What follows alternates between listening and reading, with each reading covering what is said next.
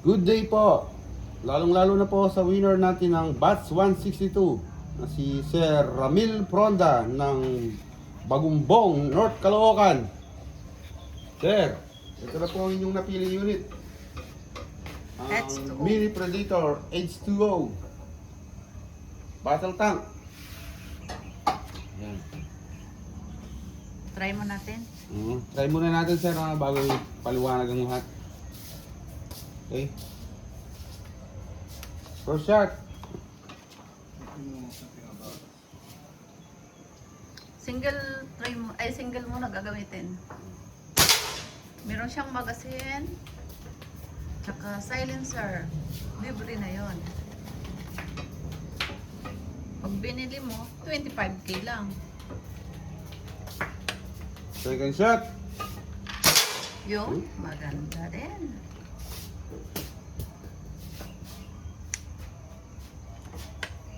Third shot.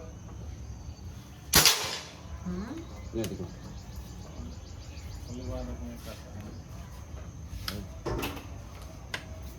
Fourth.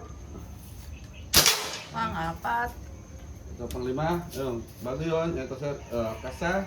Ay, sinumpok ko pa mo. Load ng bala. O tulak. Siguraduhin lang po nakasagad po itong ano niya, lever ha. Tutulog po yan pag sinagad. Yun. Pagka nakaangat ng ganyan, may tendency pong masira yung o-ring mo dito o lumabas.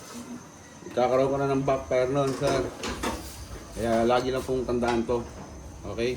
Oh, fifth shot. Doon sa black steel plate ha. Yun. Harapitan natin sir. Ito. Pero Ramil. Ang bango ng amoy ah.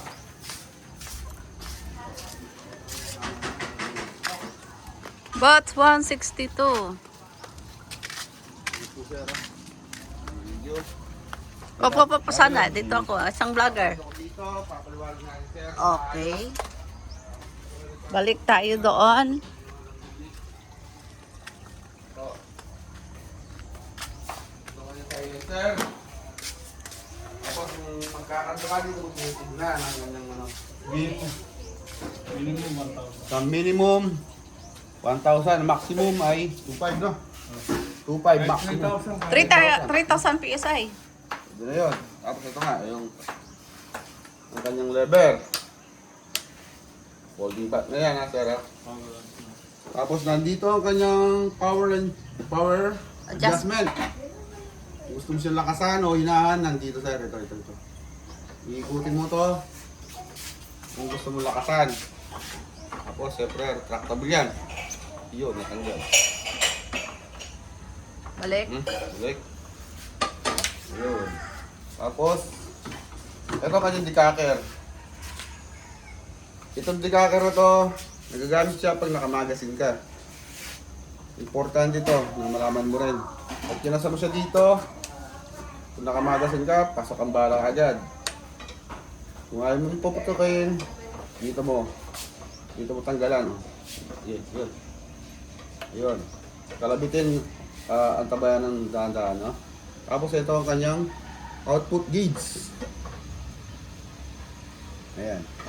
Tandaan lang po lagi sir dito, yung mga to, importante dito. Para hindi na masiraan ng o-ring dito sa loob ng barrel. Okay? Meron din siyang magazine. Oh, may magasin din yan pero hindi muna natin yan. Hindi po. Maraming Okay, salamat po, Sir Ramil. But 162. MIBT.